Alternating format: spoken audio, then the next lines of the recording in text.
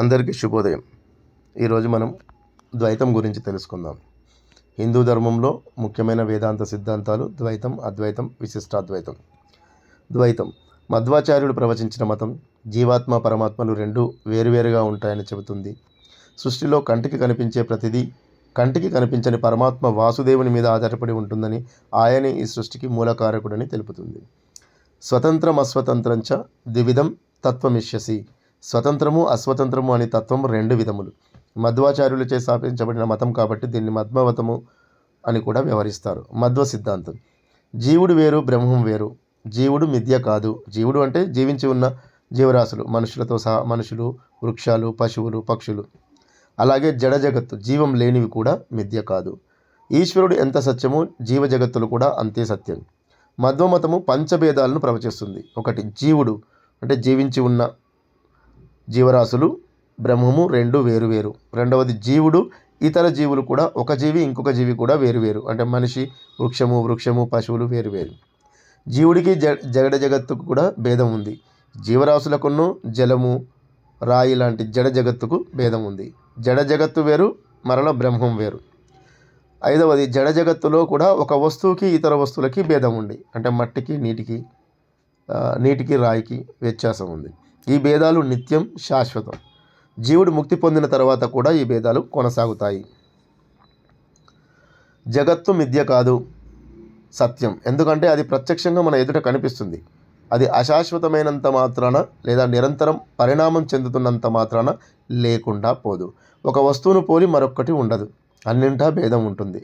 ప్రతి వస్తువులోనూ ఇతర వస్తువుల లక్షణాలు ఉండటం జరగదు. దీనికి అదే బ్రహ్మం సర్వోత్తమం. సమస్త సద్గుణాలు బ్రహ్మంలో ఉన్నాయి. బ్రహ్మం ఆనంద స్వరూపం. ఆ ఆనందం కారణంగానే దానిచే ప్రేరణ పొందిన బ్రహ్మం తన లీలా నిమిత్తం ఈ జగత్తును సృష్టించింది. జగత్తు బ్రహ్మం యొక్క వ్యక్త రూపం. సృష్టికి ముందు ఈ జడ జగత్తు సూక్ష్మ రూపంలో అవ్యక్తంగా బ్రహ్మంలో ఉంది. అవ్యక్తంగా అంటే కనిపించకుండా. సృష్టి సమయంలో అది స్థూల రూపం పొంది వ్యక్తమవుతుంది, అంటే కనిపిస్తుంది. బ్రహ్మం తనను తాను వ్యక్తం చేసుకునే విధానమే ఈ సమస్త జగత్తు. అయితే బ్రహ్మం జగత్తుకు అతీతం. బ్రహ్మం లేదా ఈశ్వరుడు స్వతంత్రుడు, సర్వజ్ఞుడు, సర్వశక్తిశాలి, సర్వవ్యాపి. జడ జగత్తు వల్ల జీవాత్మ కూడా స్వతంత్రుడు కాదు, కర్త కాదు. ఈశ్వరుడు మాత్రమే కర్త. జీవాత్మ తానే కర్త అనుకుంటాడు. అది భ్రాంతి.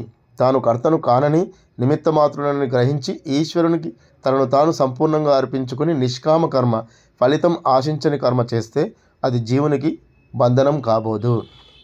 తాను కర్తను అని అహంకారంతోనూ మమకారంతోనూ భ్రమ చెందడం వల్లనే జీవాత్మ సుఖదుఖాలకు తలవగ్గవలసి వస్తుంది. భక్తితోనే ముక్తి. భక్తి ఒక్కటే ముక్తిదాయకం. అది జ్ఞానపురస్కృతమైన భక్తి అయి ఉండాలి.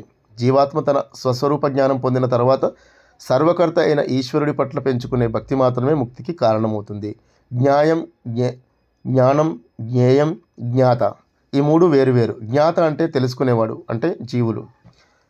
జ్ఞాత లేకుండా జ్ఞానం ఉండదు. అలాగే జ్ఞేయం, తెలుసుకోబడే విషయం. జ్ఞాత, జ్ఞేయం ఈ రెండూ లేకుండా జ్ఞానం లేదు. నిర్గుణ బ్రహ్మం అంటే గుణరహితమైన బ్రహ్మం కానీ, కేవల జ్ఞానం కానీ లేవు.